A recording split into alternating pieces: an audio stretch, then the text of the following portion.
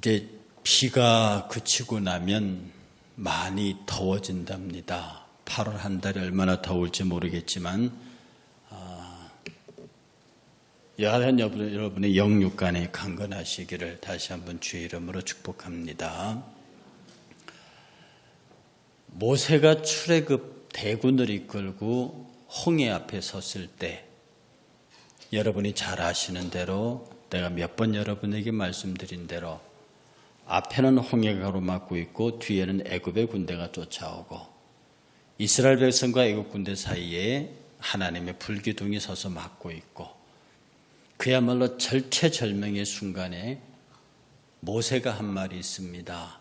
너희는 가만히 서서 우리 기도합시다, 합시다 이런 게 있을 상황인데도 이스라엘 백성을 향하여 말하기를 너희는 가만히 서서 오늘날 너희를 위하여 싸우시는 여호와의 구원을 보라.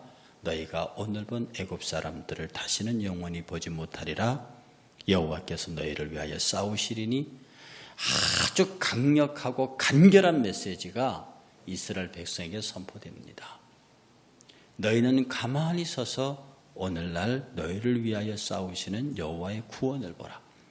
왜 그러냐면 출애굽 시킨 이도 여호와요, 이스라엘을 끌고 나온 이도 여호와요, 이 위기에 처하게 한 이도 여호와요, 이스라엘 백성은 오직 모세의 명령을 따라 하나님의 명령을 받은 모세의 명령을 따라 그들은 움직였고 그들은 정말로 급히 서서 쓴 나물과 무교병과 양의 고기를 서서 먹고 그리고 급하게 탈출해서 그 상황에 이르렀을 때 그들은 그들을 향한 모세의 이야기는 가만히 서서 오늘날 너희를 위하여 싸우시는 여호와의 구원을 보라는 거였습니다.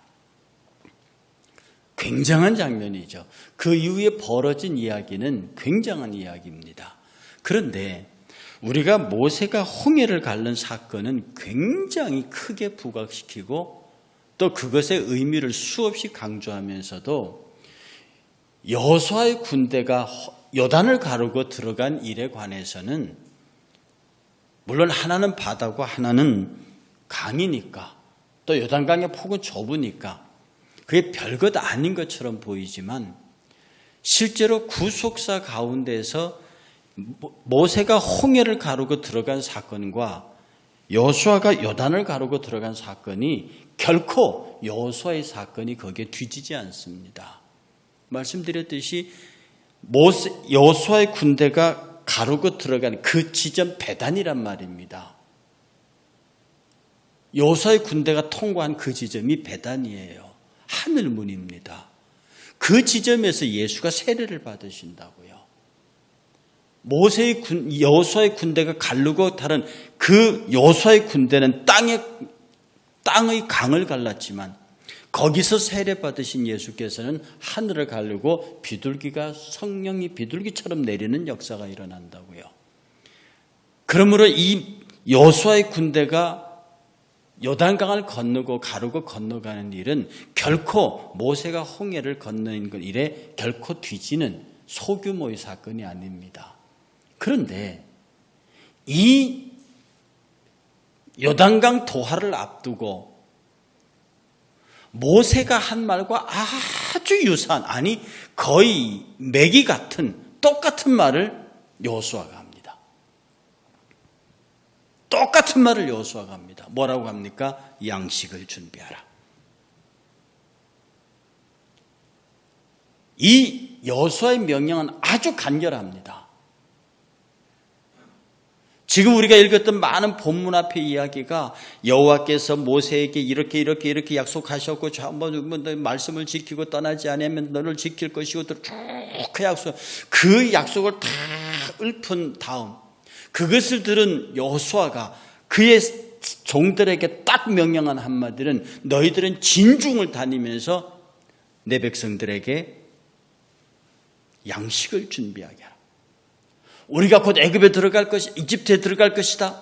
우리가 곧 가나안을 건너갈 것이다. 우리가 곧 적과 꿀이 땅에 건너갈 것이다. 하나님이 건너가는데 우리가 기도해야 된다. 우리가 전쟁 준비를 해야 된다. 각 지파들은 전쟁을 준비하고 군사훈련하고 제대를 맞추고 병장기를 갖추고 이런 얘기를 하지 않고 여호수아가 한 얘기는 양식을 준비하라.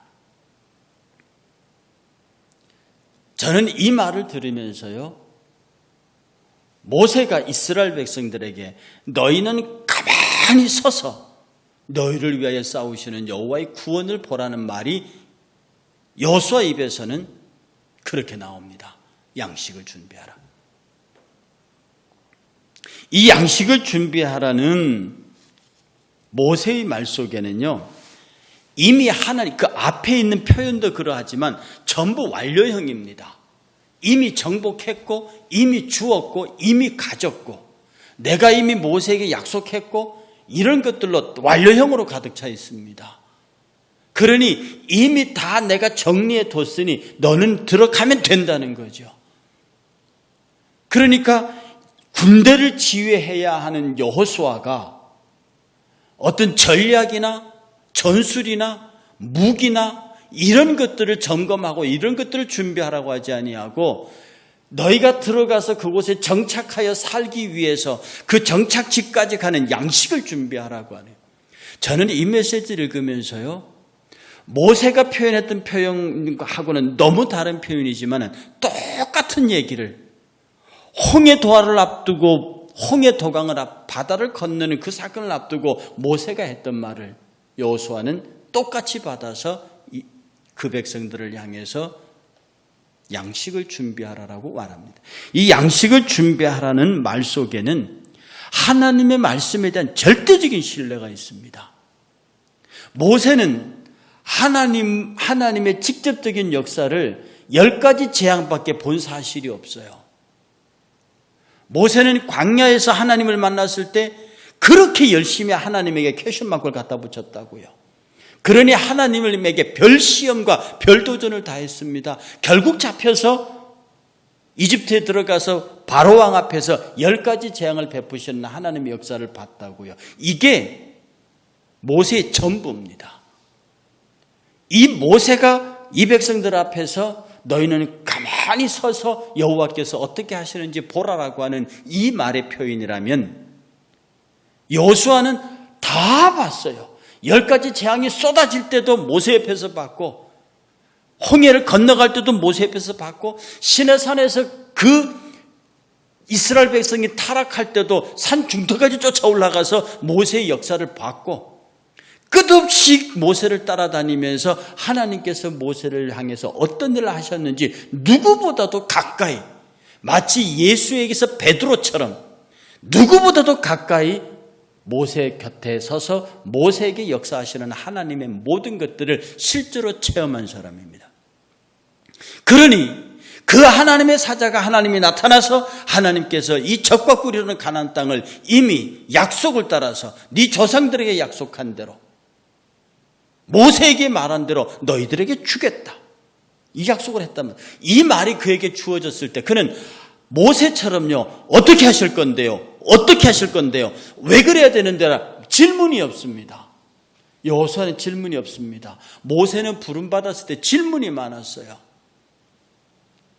그런데 여호수아는 그 하나님의 메시지가 떨어지는 순간부터 질문이 없었습니다. 그가 내린 명령은 양식을 준비해라. 이미 모든 것이 정리되어졌고 우리는 그것을 쟁취하러 가면 된다는 겁니다. 이 여호수아의 강력한 자신이 하나님으로부터 받은 이 메시지에 대한 확실한 믿음과 그 믿음에 대한 자신감이 묻어나는 장면입니다. 여러분, 오늘날의 그리스도인은요, 어떤 경우에 처해 있더라도 자기 자신을 향한 하나님에 대한 신뢰에 응답해야 합니다. 하나님은 여러분을 믿어주시는 거거든요. 하나님은 내가 너와 함께 하겠다는 메시지는 뭐냐? 함께 하겠다는 그 메시지 속에는 하나님의 절대적인 신뢰가 거기에 있습니다. 하나님이 나를 믿어주시는 것에 관한 인간의 응답이 제가 믿음이라고 말씀을 드렸습니다. 믿음은, 우리가 구원받은 믿음은 예수 그리스도의 십자가의 그 은혜를 받아들이고 믿는 것이 구원의 믿음입니다. 우리 믿음으로 구원받습니다.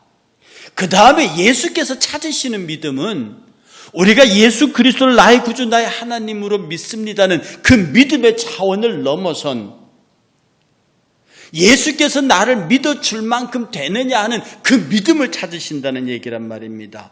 네가 천국에 합당하겠느냐 그 믿음을 본다는 거거든요. 사람들이 예수 그리스도의 이름으로 구원받았다는 그 사실과 내가 천국에 반드시 있을 것이라는 그 사실을 일치시키려고 합니다.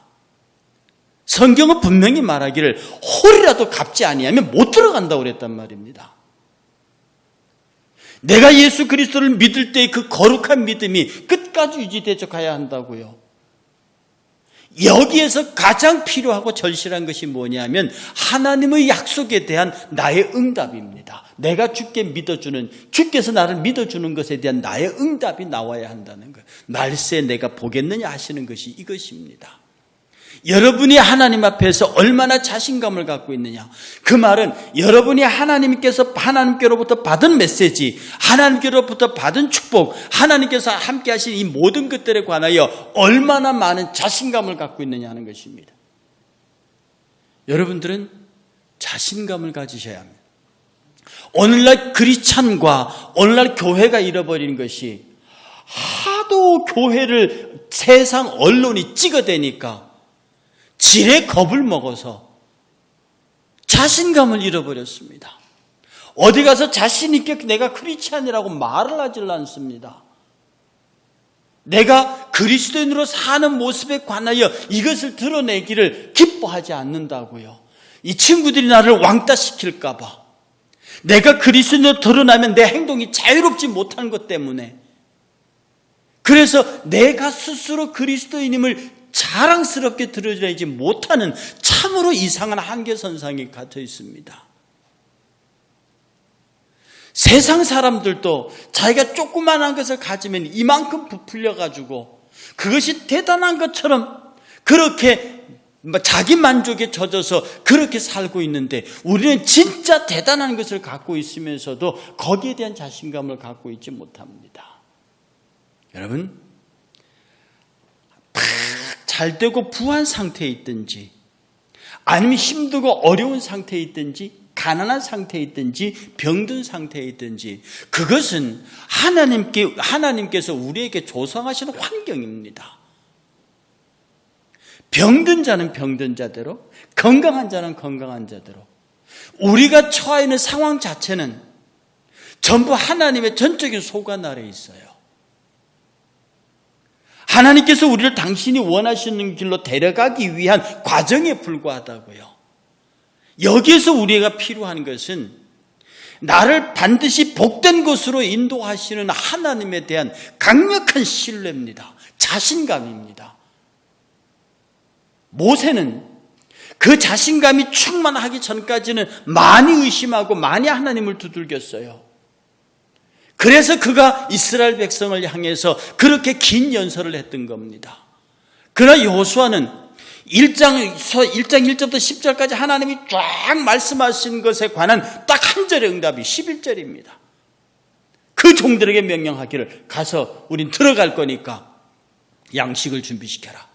양식을 준비하라. 그렇게 말하면서 뭐라고 말하는 거 아니 이렇게 말합니다. 우리 11절 함께 다 같이 읽겠습니다. 11절 진중에 두루다니며 그 백성에게 명령하여 이르기를 양식을 준비하라. 사흘 안에 너희가 이 요단을 건너 너희의 하나님 여호와께서 너희에게 주사 차지하게 하시는 땅을 차지하기 위하여 들어갈 것이니라.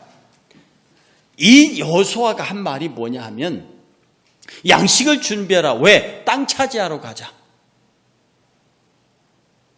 사흘 안에 시간을 딱 정합니다. 사흘 안에 우리가 저 땅에 들어간다. 이 이스라엘 군대가 요단 도하하자마자 바로 맞붙은 게 여리고성입니다.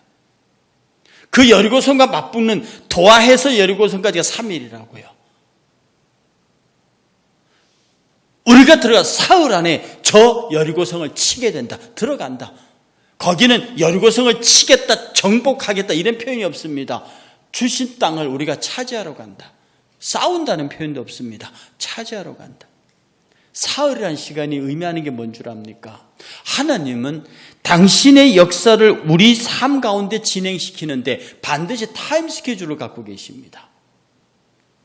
여러분이 하나님의 타임 스케줄에 의지하여 살면요, 그 인생이 신비롭고 그 인생이 재미있고 그 인생이 굉장히 흥미진진합니다.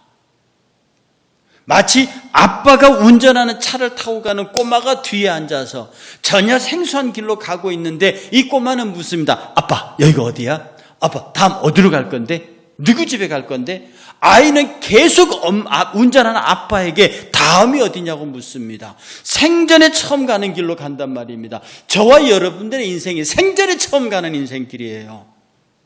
여러분 나이가 얼마입니까? 제가 얼마 전에 만 61세가 지났어요.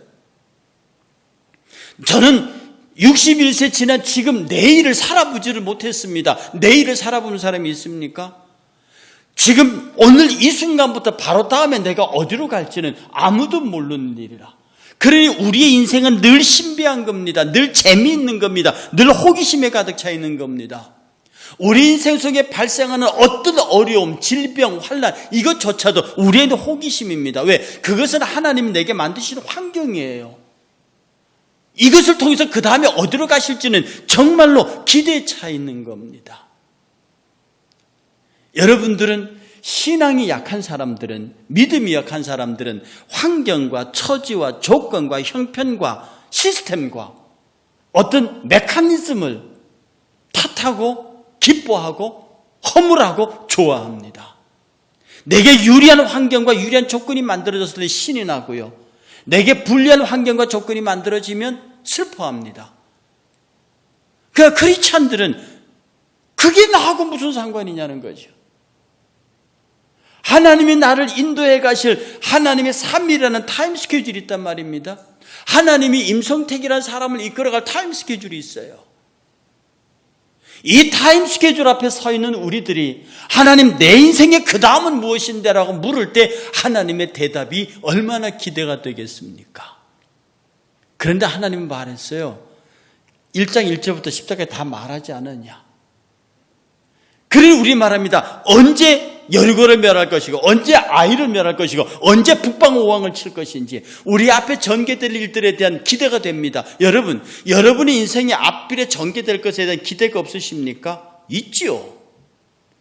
우리가 이성을 갖고 이 땅에 사는 사람들이 비록 내일 바로 다음에 벌어질 일은 알 수가 없지만 큰 그림 안에서 우리 인생에 전개될 내용들을 알고 있습니다. 하나님이 그 정도는 보여주시거든요.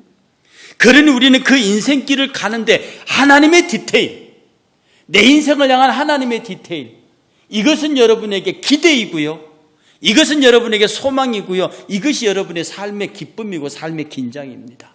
하나님, 그 다음은 뭡니까?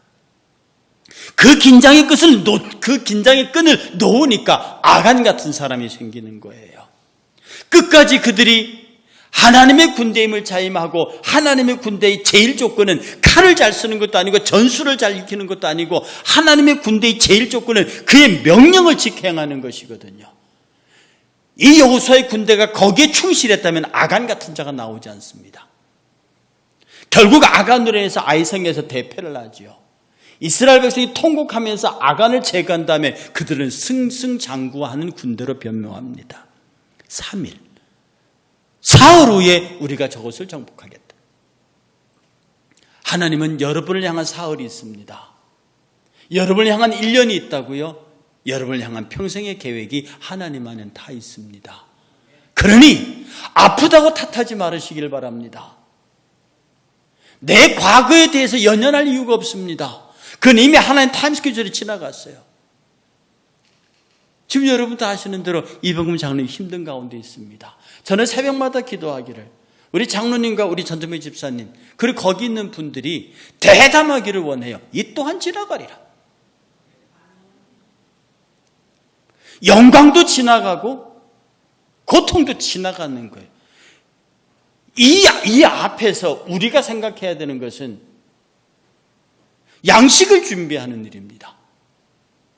하나님께서 만들어놓은 인생의 타임 스케줄 안에서 어떤 일이 벌어지든지 간에 그것에 대해서 분노하거나 그것에 대해서 기뻐하거나 그런 발생하는 일에 대해서 기뻐하고 슬퍼하고 이렇게 인생이 왔다 갔다 하면 그 인생이 엄청나게 피곤합니다. 상관없이 하나님이 이 일을 통하여 무엇을 원하시고 다음 스케줄이 어떻게 되는지 우리는 기대에 차서 지금 이 순간에 지어진 이 일에 관하여 생명 걸고 사는 것이 가장 멋있게 사는 크리스천들입니다.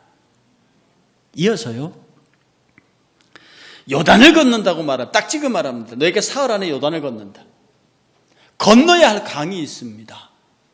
우리 인생에서는요, 신앙에서는 반드시 건너야, 홍해는 반드시 건너야 합니다. 홍해를 건너야 애굽을 탈출하죠. 반드시 요단을 건너야 가나안에 들어갑니다. 성경은 홍해를 건너는 것을 세례라고 말했습니다.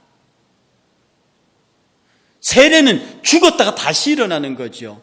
이집트에서 세상에서 나와서 광야로 들어가는 거지요. 광야입니다. 광야로 들어가는 거예요. 여러분들이 세상에 나와서 세상으로부터 교회로 들어오는 거지요. 이게 세례란 말입니다. 반드시 홍해를 건너야 돼요. 여러분 스스로에게 물으셔야 합니다. 내가 반드시 홍해를 건넜느냐? 홍해를 건넌 사람들은 요단을 건너기 전에 다 죽습니다. 오직 두 사람, 누구요? 여호수아와 갈렙만 제외하고 나온 60만 장정과 그 가족들이 광야에서 다 죽습니다. 이게 뭘 의미한다고 그랬습니까?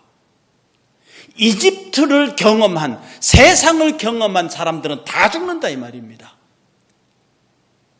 지금 이 광야의 교회란 말이죠. 여러분들이 세례받은 이후에 살고 있는 여러분의 이 교회가 이 이집트 백성이, 이스라엘 백성이 40년 동안 방황했던 것과 일치합니다.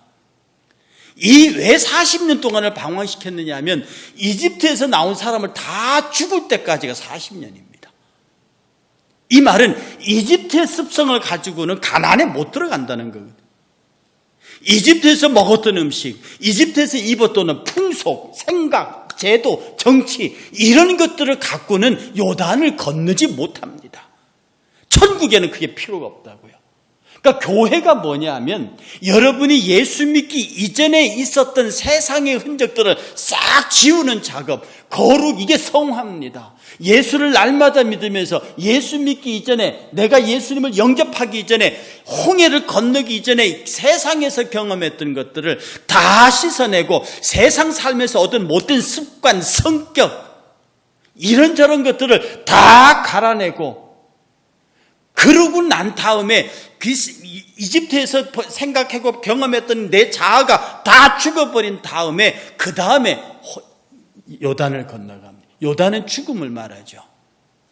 요단강은 죽음을 말합니다. 요단강 건너가 만난다고 그러잖아요. 이제는 요단을 건너야 한다고 말합니다. 홍해를 걷는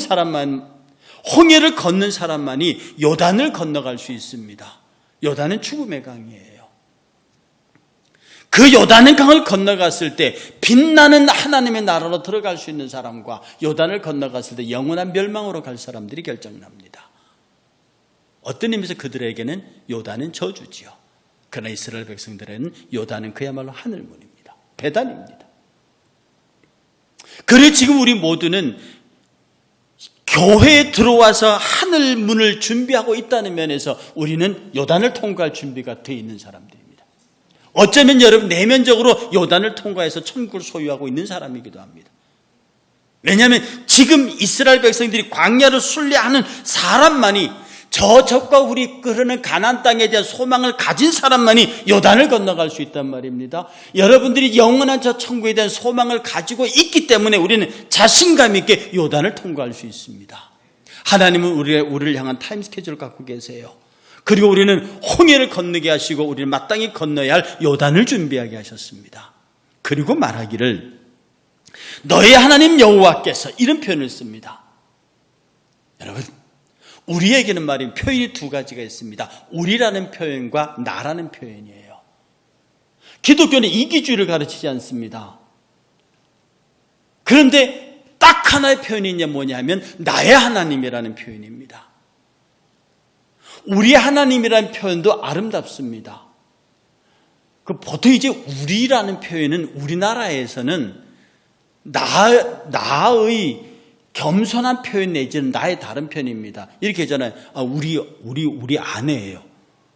그럼 문자 그대로 뭡니까? 우리들의 아내가 돼버리잖아요. 우리 애들이에요.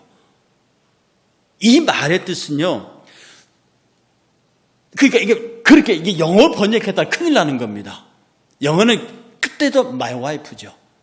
our wife 했다가는 이게 일이 복잡해지는 겁니다.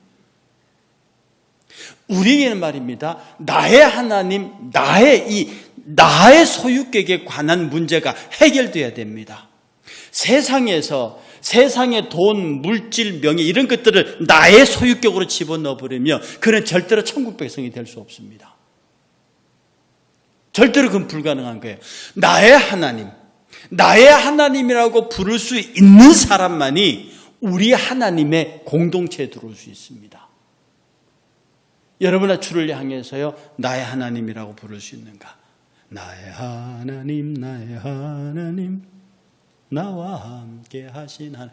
나의 하나님이라고 부를 수 있는가? 그 나의 하나님이라고 부를 수 있는 사람, 그 사람이 우리 하나님이라고 하는 공동체에 들어올 수 있습니다. 여호수아는요, 너의 하나님이라고 했습니다. 너의 하나님이 너를 데리고 들어갈 것이다. 곧 우리 하나님께서 우리를 데리고 들어갈 것이다. 그러니 여러분이 개인적으로요, 구원도 철저하게 개인적인 거예요. 하나님의 복주심도 철저하게 개인적인 것입니다. 그래서 복받는 무리들이 모인 곳이 교회예요. 그러니 우리가 함께 공동체의 복에 참여하기 위해서는 내가 복 있는 사람이 되어야 합니다. 제가 지난주 금요일에 말씀드린 복 있는 사람, 복 받을 사람이 아니에요.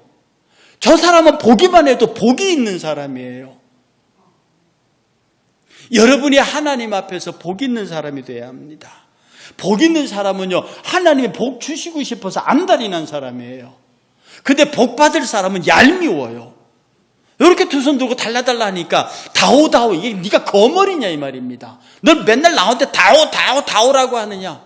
내가 그냥 확 복을 부어주고 싶은 사람, 그런 사람이 되면 안 되겠느냐. 여러분, 복 받을 사람이 되려고 하지 말고 복 있는 사람이 되세요. 시편 1장 1절에 복 있는 사람은 악인의 길을 쫓지 아니하요. 그 복 있는 사람이 조건이 있다고요. 하나님이 보시기만 해도 좋은 사람. 그 여러분 스스로 지난번 인터넷으로 양심 강의했지만 여러분 양심에게 물어보세요. 내가 하나님 앞에 복 있는 사람이야 진짜? 하나님이 나를 복 주실만 하냐고 내가 하는 처사와 생각과 행동과 이런 걸 보면 하나님이 나를 복 주실만 하니? 여러분의 양심이 정확하게 대답을 내놓을 겁니다. 그래서요, 하나님, 나의 하나님, 나의 아버지, 나의 하나님. 이 고백이 여러분 안에서 진심으로 튀어나오면은요, 그 고백을 하는 사람 둘, 셋 모이면 그게 우리 하나님이 되고요, 이스라엘의 하나님이 되고, 우리 대한민국의 하나님이 됩니다. 오늘 낮에 어떤 목사님들 만나서 이제 얘기하는데 한 분이 그랬어요.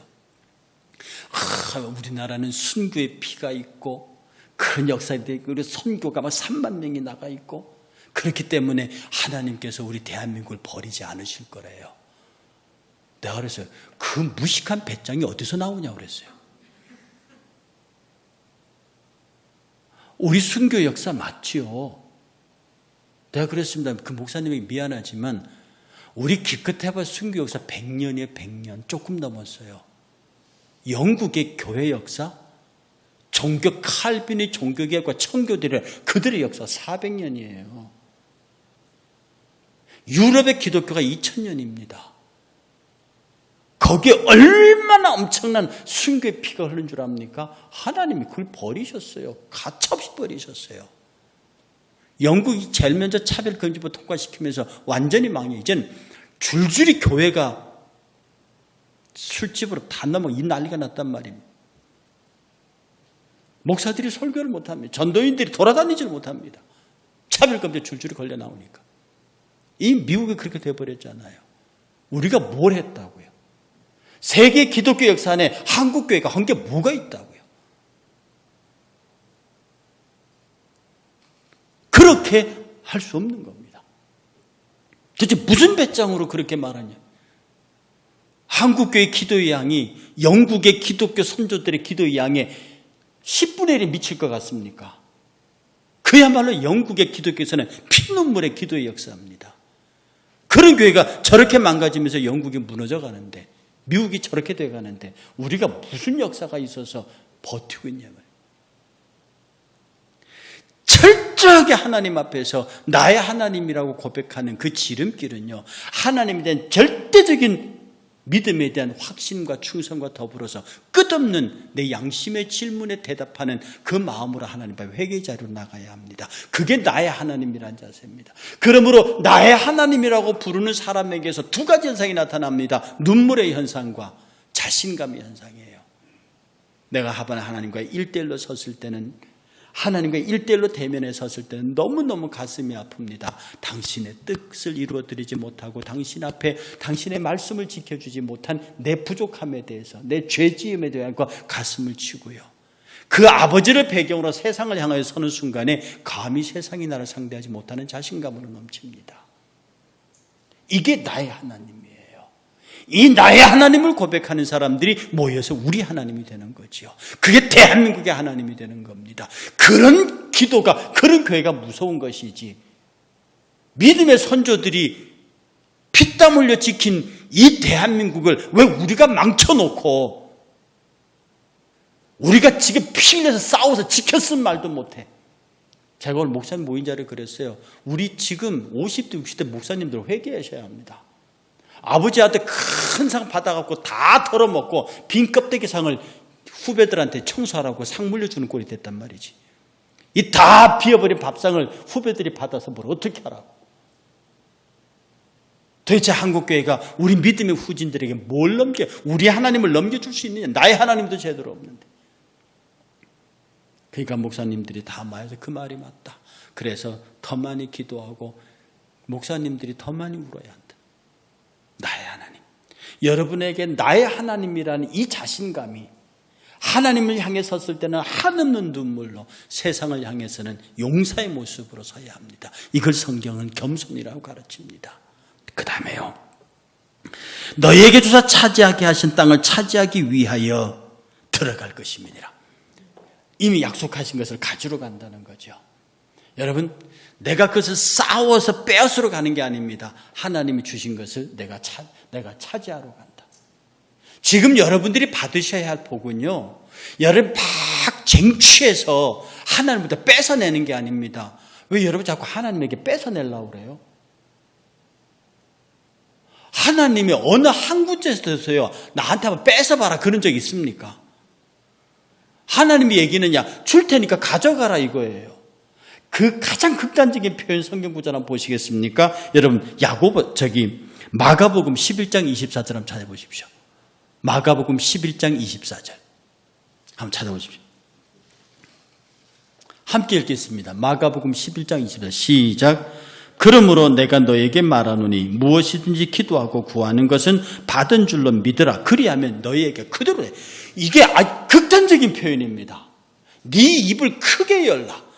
어느 구석에요, 네가 나에게 아쉽게 나와서 어쩌라, 하나님께서 너희가 환난 날에 부르짖어라, 환난 날에 부르짖어라, 하나님 부르짖으라 말이 있어요. 근데 하나님의 전체적인 통이 뭐냐면, 네가 부르짖든지 네가 나에게서 구하면은 다 주겠다, 넘치도록 주겠다, 네가 생각하는 것 이상으로 주겠다. 하나님은 이미 다 주시기로 그 거룩하신 분께서 약속을 해놨단 말입니다. 지금 우리가 하는 것은요, 차지하는 거예요. 아버지가 내게 제시하고 내놓으신 이 복의 영역을 차지하는 거예요. 여러분은 가서 믿음으로 차지하면 되는데 그걸 자꾸 달라 그런단 말입니다. 어떻게 하겠어요, 여러분? 애가 돈을 달라 해서 돈을 10,000원을 줬는데 계속 돈을 달라. 그러니까 이게 두 개가 아닙니까? 바보든지 돈의 가치가 뭔지 모르든지. 여러분 신앙생활에서 바보 소리 들고 싶으십니까? 하나님으로부터. 이미 하나님은 우리의 간구에 대해서 당신은 다 응답하셨어요.